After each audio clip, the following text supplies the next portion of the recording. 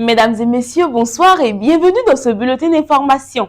Le futur Sénat béninois prend progressivement forme. Réuni en Conseil des ministres ce mercredi 1er juillet 2026, le gouvernement a arrêté la liste des personnalités appelées à y siéger de droit. Parmi elles figurent les anciens présidents de la République, Nicéphore Soblo, Boni Yahi, Patrice Talon.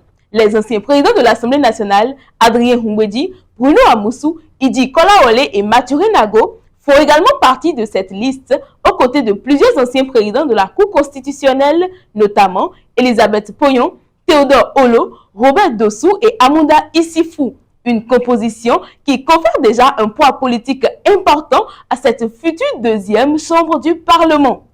Toujours à l'issue de ce Conseil des ministres, plusieurs nominations ont été actées. Laurent Tossou a été nommé directeur général de la Société béninoise de production d'électricité, la SBPE. De son côté, Fulbert Alogny Sodé prend les rênes de la direction des examens et concours, l'ADEC.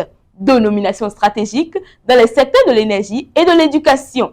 Si vous habitez dans certaines localités du Bénin, prenez vos dispositions. La Société béninoise d'énergie électrique annonce des interruptions de la fourniture d'électricité les 2 et 3 juillet en raison de travaux de maintenance et de renforcement de son réseau. Les coupures interviendront principalement entre 9h et 16h dans plusieurs zones d'Abomey-Calavi, Ouida, Dogbo, Lokossa, Cotonou-Est, Boycon, Parakou, Djougou, Kandi, Dassa ou encore Nartitengu.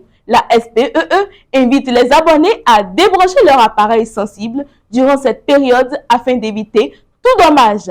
Parlons santé, la lutte contre le paludisme passe désormais aussi par les airs. Le Bénin lance une riposte innovante dans 6 communes grâce à l'utilisation de drones. Ces appareils permettront de cartographier les zones à risque, d'identifier les gîtes lavaires, de faciliter la distribution ciblée des moustiquaires imprégnés et d'assurer une surveillance en temps réel. Une initiative qui vise à renforcer la lutte contre cette maladie, encore responsable de nombreuses consultations et hospitalisations, notamment chez les enfants et les femmes enceintes. C'est la fin de ce bulletin d'information. Merci de nous avoir suivis.